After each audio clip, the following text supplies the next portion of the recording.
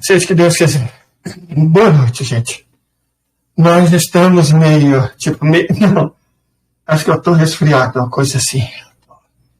E quando a gente tem asma, tem algumas coisas que é pior do que outras.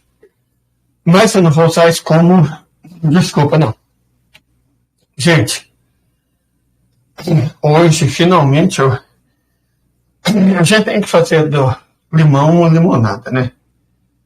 E eu levantei meio não bom e fui ficando não bom ao longo do dia. E nem do jeito dele lá na minha mãe, eu tava... Fica difícil andar. Porque para andar você precisa respirar. E para andar e falar, então, nem rola. Eu fiquei em casa, como eu fiquei em casa, eu assisti os vídeos russos e passei os que eu achei mais interessantes para o português sobre arma.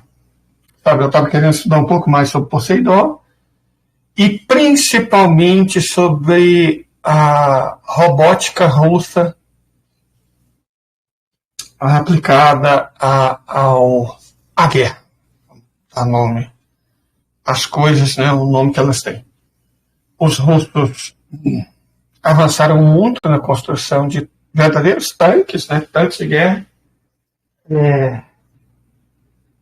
como drone, na verdade, robô, submarino, funcionando como drone. Então, os primeiros drones de guerra russos, eles eram essencialmente lançadores de granada, certo? Agora eles avançaram para uma nova fase. Eles lançam pequenos mísseis com sensor térmico e guia laser. Então, a coisa evoluiu muito. Em pouco tempo, eu fico impressionado, não faz um ano direito, que esses primeiros tanques, drones, né, surgiram. Eu até lembro, em plena guerra da Ucrânia, mais ou menos no auge, os primeiros tanques por controle remoto apareceram. Agora, aí depois eles miniaturizaram essa versão e fizeram um totalmente por controle remoto. Agora eles fizeram uma espécie de intermediário. Nem tão grande, nem tão pequeno, capaz de levar pessoas feridas em cima dele, se for necessário, armado com lança-granada, mas também capaz de lançar mísseis. Então, a capacidade ofensiva da Rússia, em termos de armas robóticas, aumentou enormemente. A Rússia, muito em breve, vai poder construir um batalhão totalmente controlado não por soldados, mas por inteligência artificial. E dentro daquela coisa que eu falei, que é o sistema pele inteligente. Deixa eu só explicar mais uma vez o que é o sistema pele inteligente. O sistema pele inteligente é a camada externa de um complexo muito maior chamado esfera. Esfera, porque os russos curtem uma geometria, não é uma matemática. Nisso eles são muito precisos, até quando vão dar números. A questão é a seguinte: o que é uma esfera? Uma esfera é um círculo tridimensional. A pele é a camada externa. Mas você tem, evidentemente, como uma esfera tridimensional, uma série de camadas internas. Então, o que acontece? Os russos, graças a novos avanços na eletrônica, para sintetizar, não tem tanto oxigênio para falar, não. O que eles fizeram? Para eles mesmos, não é para vender, não é comercial, não é para exportar, não. Para eles mesmos, eles fazem semicondutores não de silício, mas de arsenieto de gálio. Eles são muito mais caros, mais difíceis de fazer, mas incrivelmente mais eficientes e com a capacidade incrivelmente maior. Então, eles fazem chips em termos de boutique, né, tipo, milhares no máximo por ano, praticamente à mão. É claro que para fazer um semicondutor, a máquina de litografia não é manual, é óbvio. Mas a condução é muito sensível, né? Uma máquina litográfica para fazer 10 mil chips por ano, se você for parar para pensar, é um absurdo. Os blogs que eu li dão conta que ela custou 300 milhões de dólares. Eles gastaram 300 milhões de dólares para fazer uma máquina que faz 10 mil chips por ano. As máquinas comerciais fazem 2, 3 milhões de chips por dia. Essa da litografia coreana, taiwanesa, chinesa, né? E japonesa. Fazem até 2 milhões de chips por dia. A russa faz 10, no máximo 12 mil chips por ano. Então, é uma operação extremamente complexa, imensamente cara, mas eles não estão fazendo para brincadeira. Sabe? Não é para brincar, para fazer celular, para usar aplicativo, é para arma. Então, evidente, existem modos, né? Não existe só um tipo de semicondutor de arseneto de galho. Eu falo do mais potente. Mas existem outros igualmente bons, mas nem tão potentes. E o fato é que eles usam esses semicondutores, inclusive eles também compram importado da China, porque a Rússia mesmo, ela para fins comerciais, ela só chega em 14 nanômetros. Para fins comerciais é só isso. Para a maior parte das armas é mais que o suficiente, mas para algumas não é. Só que as armas que necessitam de uma coisa ainda mais eficiente, evidentemente você não faz mais de 10 mil delas por ano. Óbvio que você não faz. Para citar o exemplo, a Rússia tem uma capacidade de fazer quinjal de 1.000 por ano. Circo, provavelmente 700 por ano. Bulava, essa é uma capacidade de fazer, no máximo, uma situação extrema, 100 por ano. Então, os semicondutores de arseneto de galho que a Rússia faz são suficientes para satélites, para as máquinas de laser, para as armas que exigem grande quantidade de inteligência artificial, para os Sukhoi mais modernos, para os MiG mais modernos, para os aviões mais modernos, para os mísseis mais modernos. Então, basta. Enfim, só quero que vocês entendam o contexto. Então, a lógica da robotização russa é a seguinte. A ideia do drone é que você controla com controle remoto. Essa é mais ou menos a ideia. Os russos trabalham numa outra perspectiva, que é a mesma que eles usam para controlar a maior parte das armas hipersônicas deles, que é a inteligência artificial. Porque acima de Mach 5, por que eles escolheram Mach 5 para armas hipersônicas? Porque acima de Mach 5 acontece um fenômeno muito interessante. Forma-se uma espécie de camada de plasma na frente do míssil.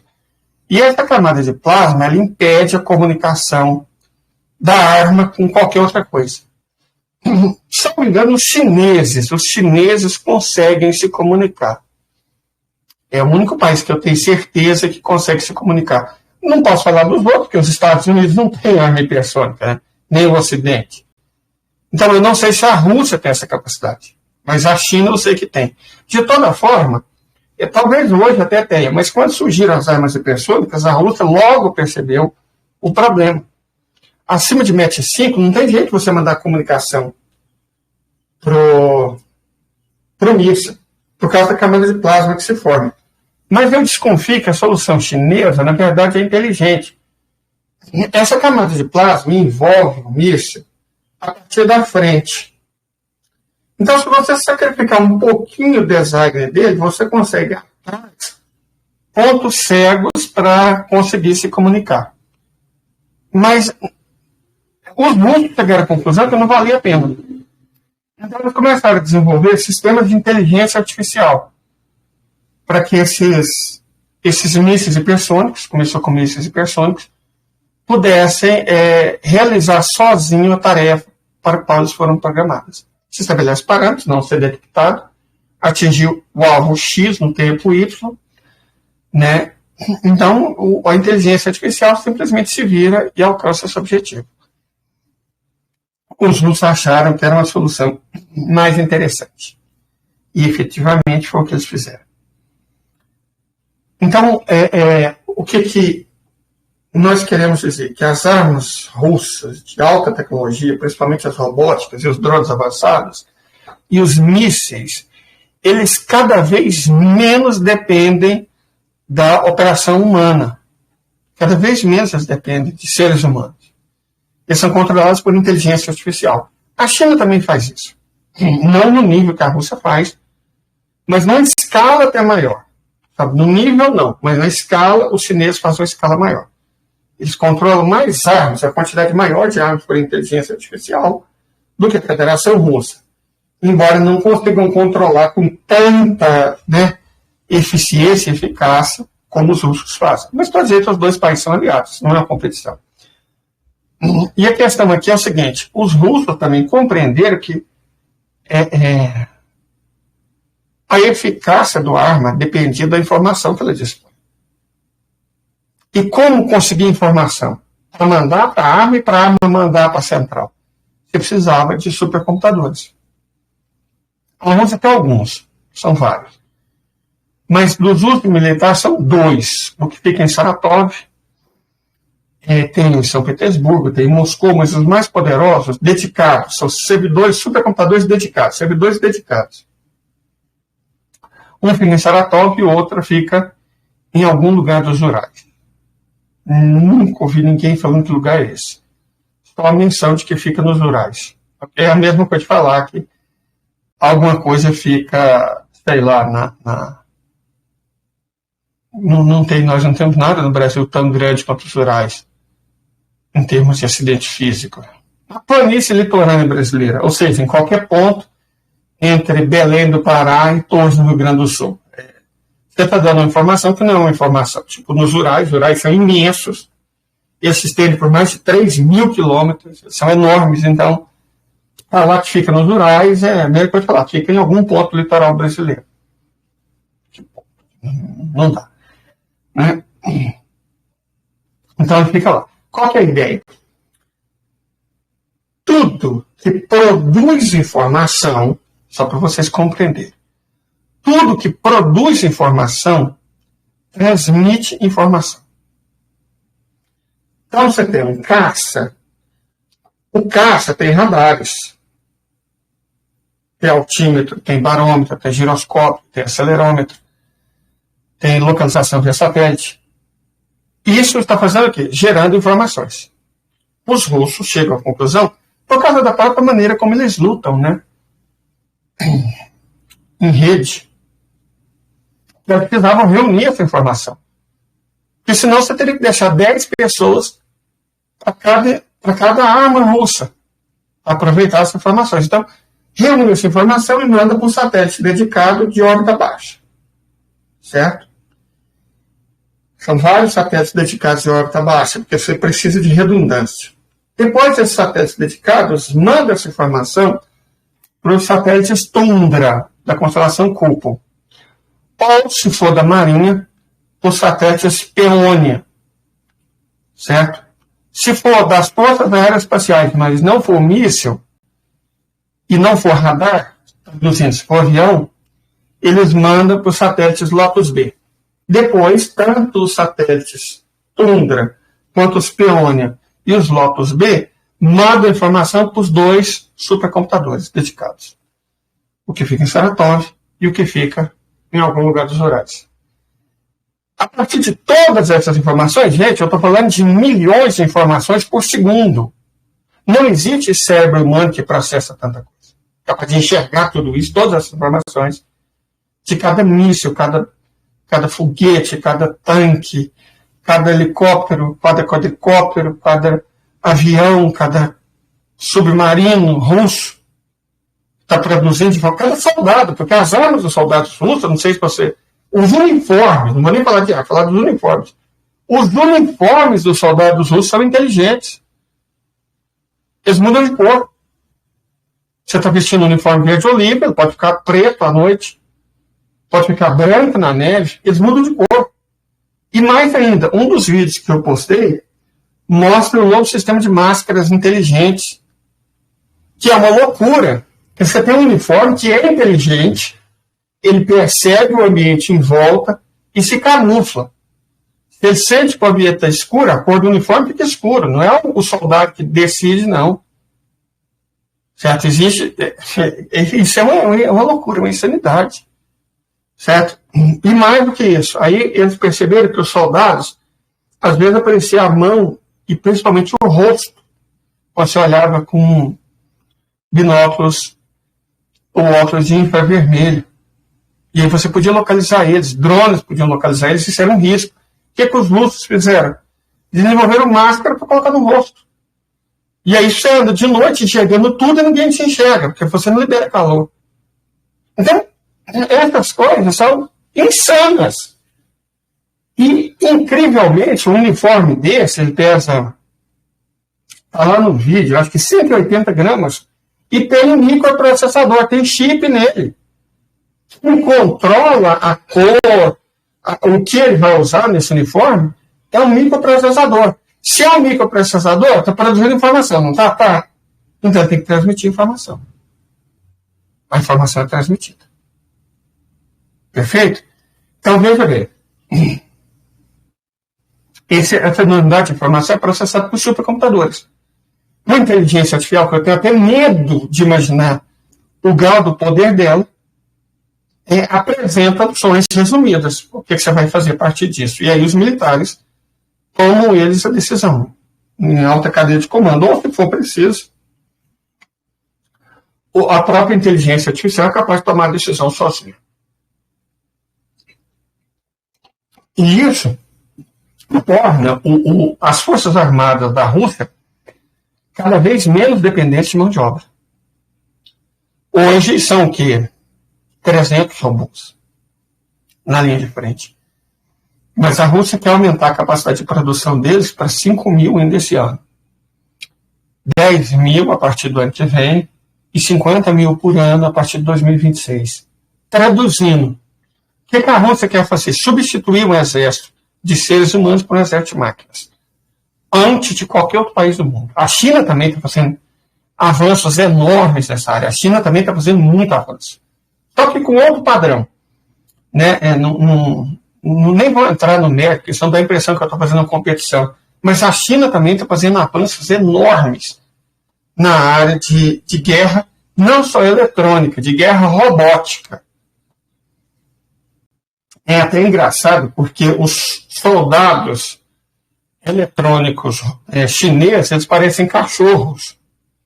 E o que é uma vantagem, 4 patas, você mantém um equilíbrio muito grande. Mas os russos parecem ursos.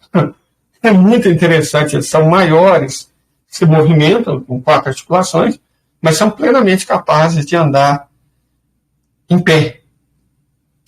E ter uma postura um pouco mais alta, né? Acho que é uma visão de combate. A doutrina militar chinesa não é igual à doutrina militar russa. A China, por exemplo, tem uma chance grande de ter que lutar no Himalaia. Então faz sentido que os robôs de guerra deles sejam menores, porque tem que ser mais ágil. A Rússia, para lutar, provavelmente vai ter que lutar em campo aberto. Então faz sentido robôs um pouco mais robustos. Mas a questão aqui é que os dois países têm feito avanços imensos na arte, não só da guerra eletrônica, mas da guerra robótica. O Poseidon é um drone controlado por inteligência artificial. Você lança ele e esquece, só marca o alvo. E o tempo no qual tem que acertar aquele alvo. Ponto. Os russos abertamente afirmam que ele tem uma capacidade de 200 quilotons. 200 quilotons. Mas eles mesmos afirmam que, se necessário, eles podem subir isso para 2 gigatons. E aí, não sei se vocês viram o meu último vídeo, a primeira parte do vídeo foi feita pela TASS, né, a agência oficial russa. Eles falam que, com a potência de 200 quilotons, eles destroem uma pequena cidade. Mas com a potência total, eles seriam capazes de destruir até uma ilha. Então, para o bom entendedor, né, um pingueleto. Só existe uma ilha que ofende e ameaça a Federação Russa. Então, eu acho que foi um recado. E eu entenderia como um recado. Uma agência oficial que fez isso, a propaganda dele, né? Explicando para os outros como é que ela funciona. Então, quando você fala, poderia destruir até uma ilha, Eu, evidentemente, eu não acho que essa ilha seja Cuba. Nem que seja Java. Tem uma outra ilha muito mais irritante perto da Rússia, que eu acho que foi para onde eles dirigiram um recado. Mas, enfim, tecnologia à parte, isso me levou a reafirmar a nossa tese, segundo a qual a missão da Federação em Cuba não tem nada a ver com Cuba. A missão da Federação em Cuba é testar as defesas americanas. E deixar claro que eles estão testando as defesas americanas. O desespero. Saiu até um mapa, né, mostrando o desespero dos aviões, dos helicópteros, navios americanos tentando achar o submarino. E não conseguiram. Não conseguiram. Ele já está há 3 dias no litoral dos Estados Unidos. Nitidamente, ele está do lado de Miami. Ele está na Flórida, em algum lugar perto do litoral da Flórida. Ele está dizendo que está lá. E, apesar de todo o desespero, os americanos não estão conseguindo encontrar ele. Então, vou repetir. São 2 camadas. A primeira, eles estão testando a defesa dos Estados Unidos. E a segunda, eu acho que é mais importante, eles estão deixando claro que estão testando a defesa dos americanos. O que significa que, provavelmente, essas defesas já foram testadas. E eles sabem que elas não funcionam. O que eles estão fazendo agora é escalar. Bom, nós estamos aqui, estamos do ladinho de vocês e estamos desafiando vocês a nos encontrar. Nós estamos na porta do seu país. A Carolina do Norte, onde fica uma base importantíssima, está aqui do lado. Manda caça, manda detector de sonar, manda submarino, manda helicóptero, manda barco, manda navio, tenta nos achar. Nós estamos aqui. Então, visivelmente, é um desafio. Agora, eles não estão testando as defesas dos americanos. Muito provavelmente isso já foi testado. O que eles estão fazendo é provocando. Falando, nós estamos aqui, ué. Porque isso, se houver um mínimo de inteligência no Pentágono, é assustador. Saber que pode ter, porque evidentemente o que eles falam que está lá, e está lá, já mostrou foto dele, é o Kazan. Kazan é um submarino extraordinário, faz 2 decibéis de ruído. Cara, 2 decibéis de ruído, uma pessoa que tem uma audição fraca igual eu não conseguiria ouvir. Então, ele é virtualmente invisível. Mas quem garante que o Poseidon, que o Belgorod, no caso, né, não está lá? O Belgorod tem poder de fogo para destruir um continente. E ele pode estar lá.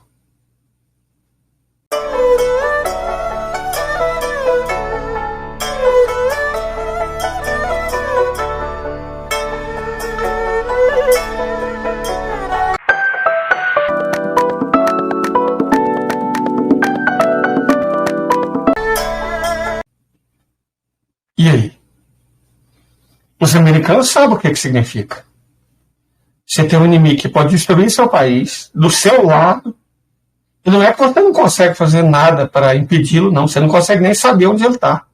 Nem se ele está, quando está, como ele está, quantos são. Está no completo escuro. Porque abaixo de 200 metros, o mar é muito escuro. Então, imagina que você está numa noite de lua nova e nublado, você não vê nem estrela. E além disso, você está num galpão acolchoado, você não ouve os passos. Porque um submarino você não vê. Submarino você ouve. Mas esse grande galpão é muito bem acolchoado.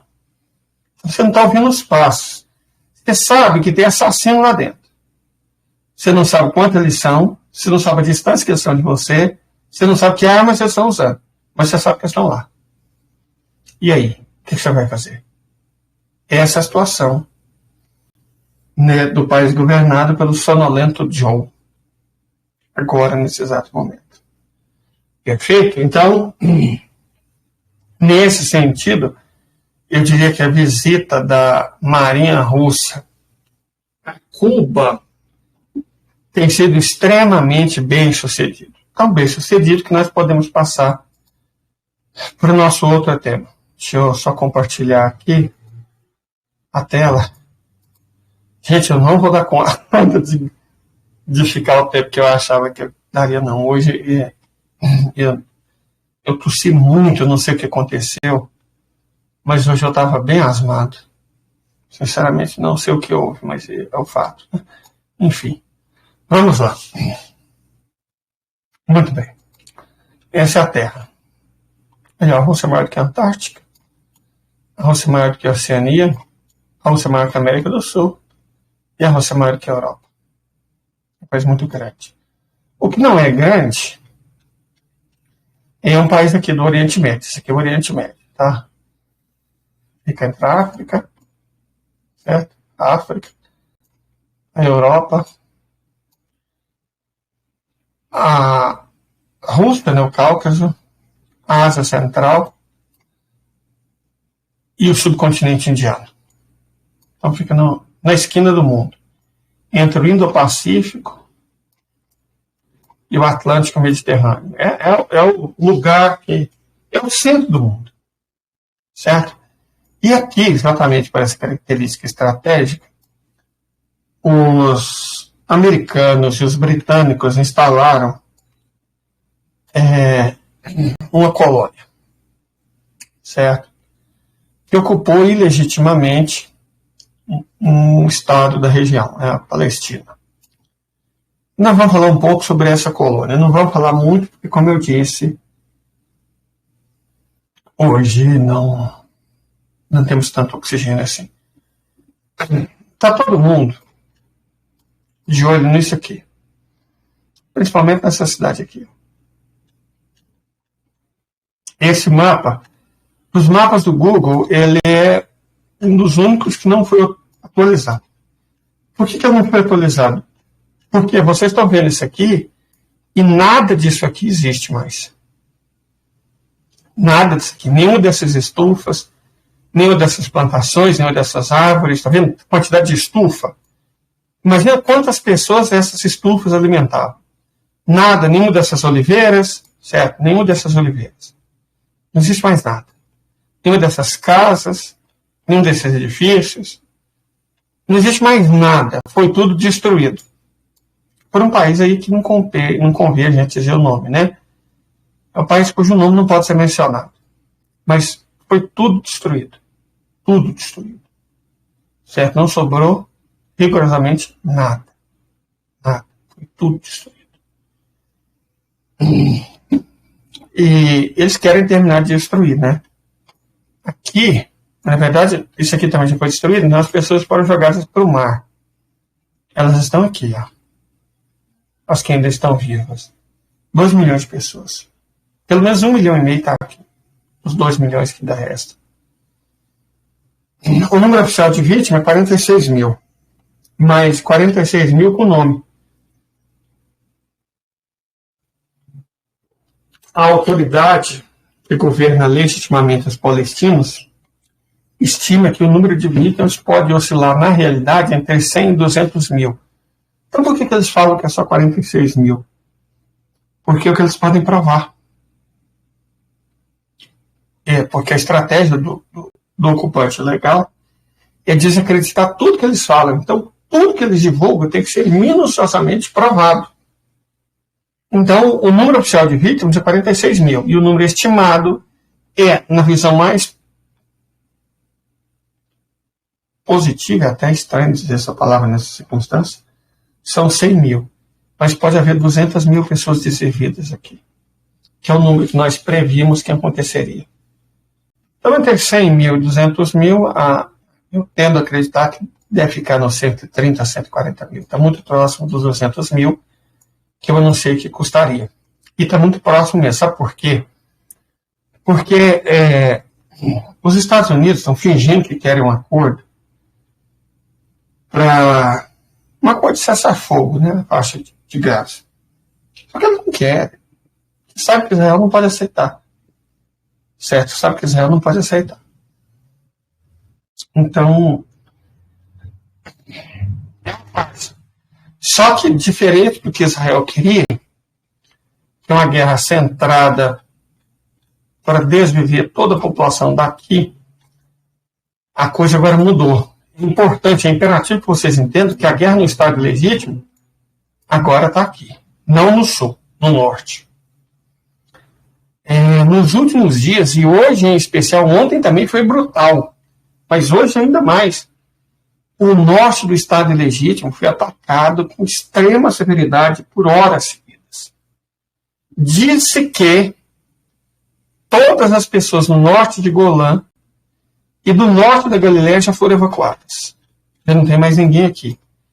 Sabe, nessa faixa aqui, o norte da Galileia, certo? Essa faixa aqui do norte da Galileia, e essa faixa, todo o norte da Galileia, todo o norte da Galileia, Kiriat Shemona, só um homem, não tem mais ninguém morando lá não.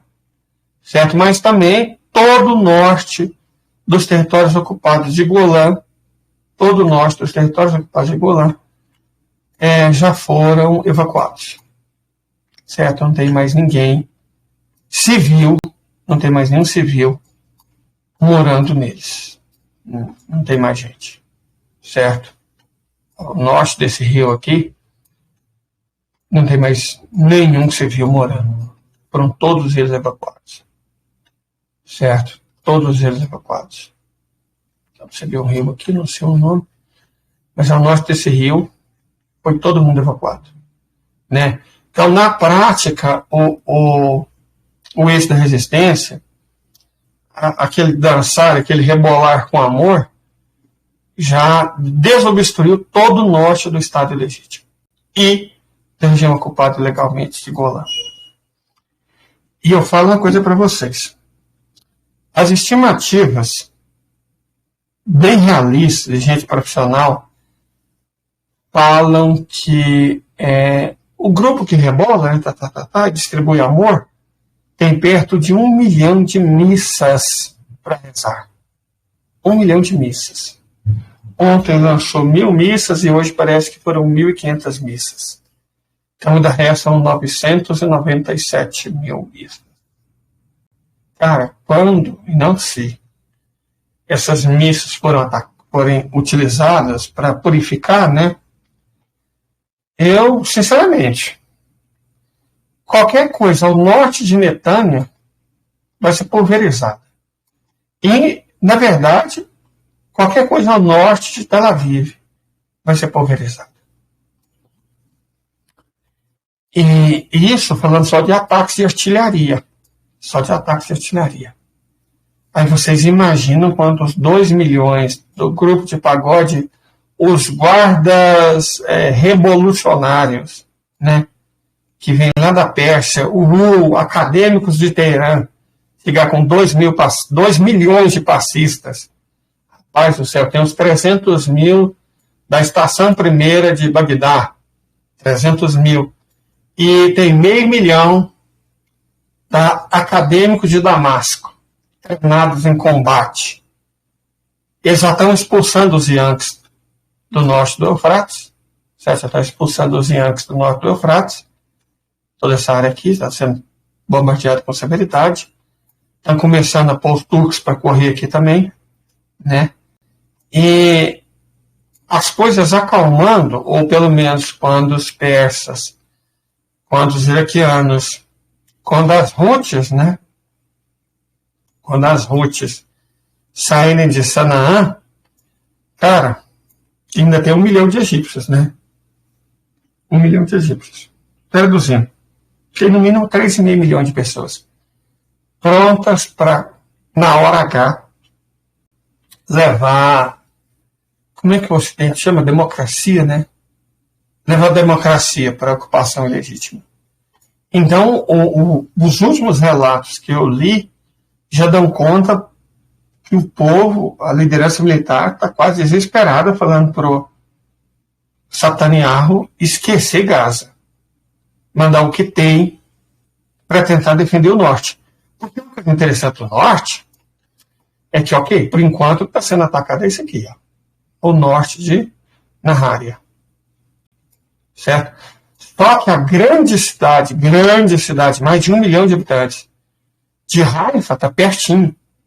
Haifa está muito próximo. Muito próximo.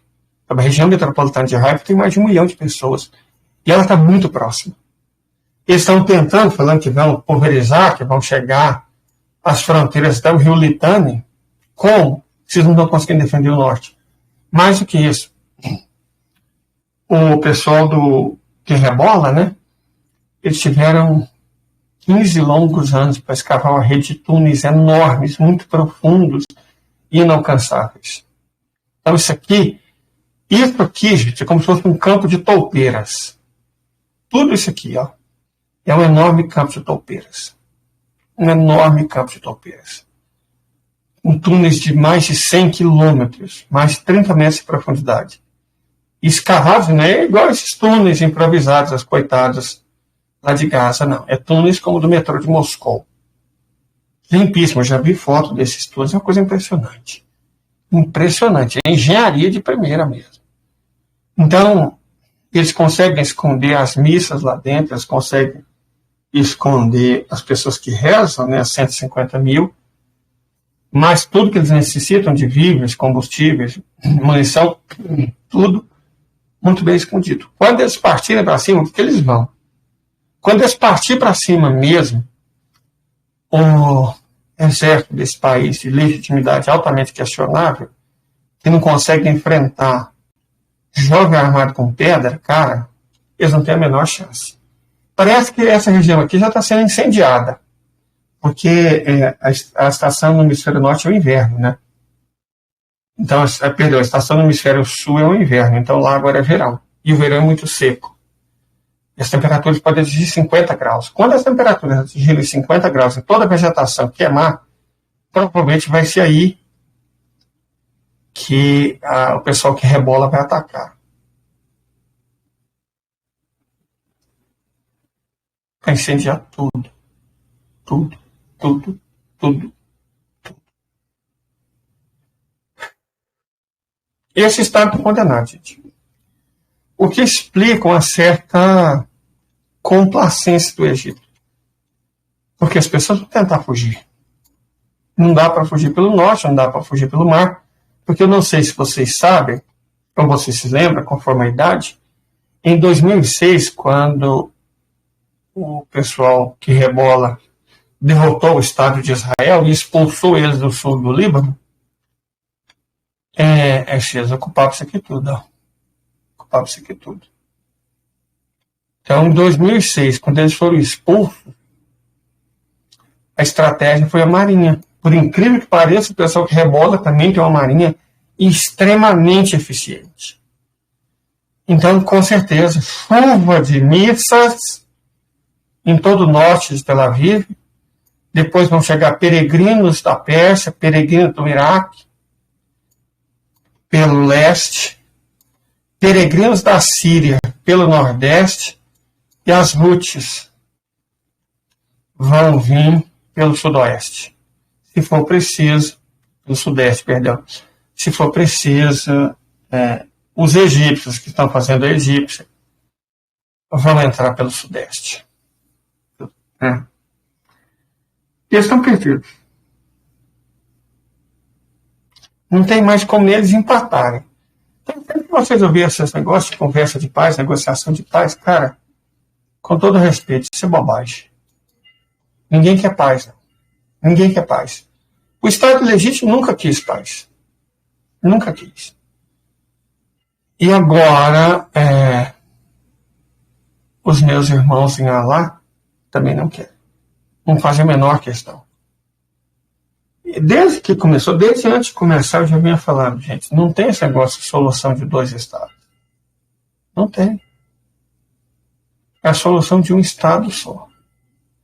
Só que não vai ser bem como eles achavam que seria, não.